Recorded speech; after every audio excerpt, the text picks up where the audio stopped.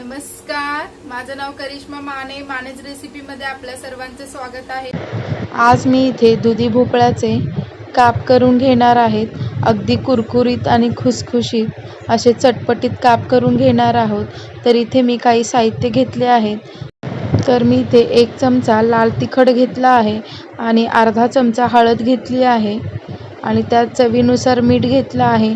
1 चमचा तांदळाचं पीठ घेतलं आहे. 2 चमचे रवा घेतला, 1 चमचा आलं लसूण पेस्ट, अर्धा चमचा काळी मिरी पूड घेतली आहे आणि अर्धा चमचा गरम मसाला घेतला आहे आणि थोडीशी कोथिंबीर. तर इथे दुधी भोपळा मी स्वच्छ पाण्याने धुवून घेतला आहे आणि कोरड्या कापडाने पुसून घेतला आहे. तर आता आपल्याला दुधी भोपळ्याचे गोल असे काप करून घ्यायचे आहे.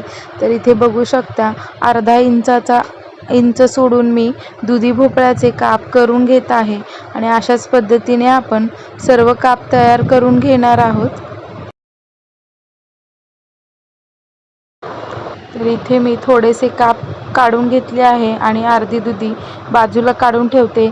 तर इथे बघू शकता आपले काप तयार झाले आहेत.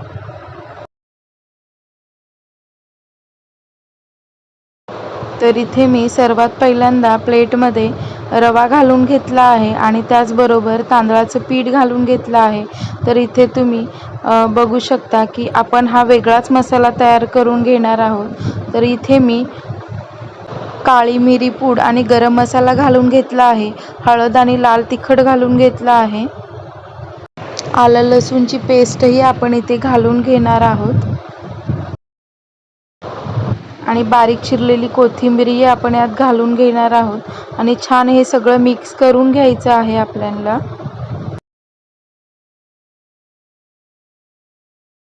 तर इथे मी लिंबू कट करून घेतला आहे आणि अर्धा लिंबाचा रस आपण हा पूर्ण पिळून घेणार आहोत, जेणेकरून त्याला आंबटपणाचीही चव येईल. अशा पद्धतीने आपण आता लिंबू पिळून छान हे मिक्स करून घ्यायचं आहे.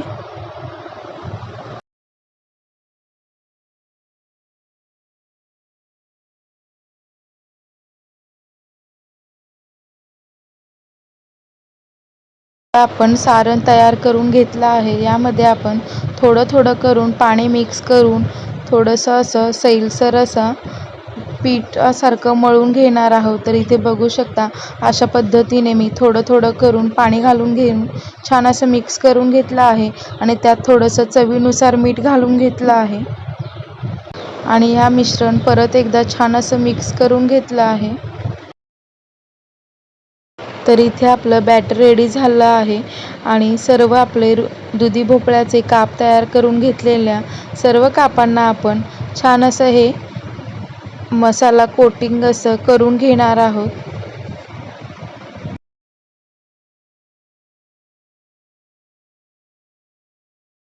तर इथे दुधी भोपळ्याच्या कापांना सर्व मसाला लावून रेडी झाला आहे. तर इथे मी 1 चमचा तांदळाचं पीठ आणि त्यात थोडंसं रवा घालून घेतला आहे. अर्धा चमचा एवढा रवा घातला आहे आणि चवीनुसार थोडंसं मीठ घालून हे मिश्रण तयार करून घेतलं आहे कोरडं असं. मसाल्यामध्ये कोट केलेले दुधी भोपळ्याचे काप आपण कोरड्या मिश्रणामध्ये घालून त्याला छान असं कोटिंग करून घेणार आहोत आणि आता आपण हे कोटिंग तव्यावर घालून घेणार आहोत. छान असं त्याला शॅलो फ्राय करून घ्यायचं आहे.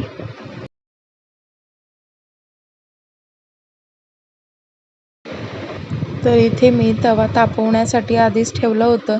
तर त्यामध्ये मी 2 माप तेल घालून घेतलं आहे आणि तेल तव्याच्या सर्व बाजूने पसरवून घेतलं आहे.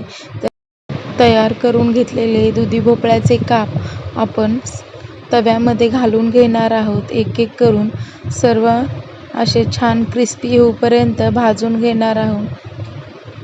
इथे गॅस लो टू मीडियम हीटवर ठेवून छान असं हे काप भाजून घ्यायचे आहेत. तर इथे बघू शकता एका बाजूने खरपूस असे काप भाजून झाले आहेत. तर इथे दुसऱ्या बाजूनेही आपण आलट पालट करून छान असं खरपूस काप असे भाजून घेणार आहोत. तर इथे बघू शकता आपले खूप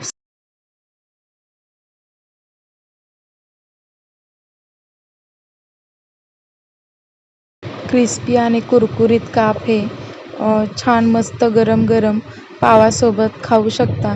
ते चवीला खूपच सुंदर लागतात. तर अशा पद्धतीने तुम्ही अशी रेसिपी नक्की ट्राय करा. आणखीन 1-2 मिनटासाठी आपण फ्राय करून घेणार आहोत. तर इथे आपले दोन्ही बाजूने दुधी भोपळ्याचे काप गोल्डन ब्राऊन रंगाला येऊपर्यंत छान भाजून घेतले आहेत आणि आता आपण एका प्लेटमध्ये काढून घेणार आहोत. तर आपले कुरकुरीत दुधी भोपळ्याचे काप रेडी झाले आहेत आणि इथे आपण प्लेटिंग करून घेऊया. ते चवीला खूप म्हणजे खूप सुंदर लागतात आणि खूपच अप्रतिम लागतात. तर मी तुम्हाला एक वरून काप दाखवते, अगदी कुरकुरीत असा झाला आहे. तर मी तुम्हाला एक काप कट करून दाखवते. तर बघा इथे आपला काप छान असा आतूनही शिजला आहे आणि मसाला दोन्ही बाजूंना छान असं कोटिंग झालं आहे. तर इथे बघू शकता दिसायलाही फार सुंदर असे दिसत आहेत काप.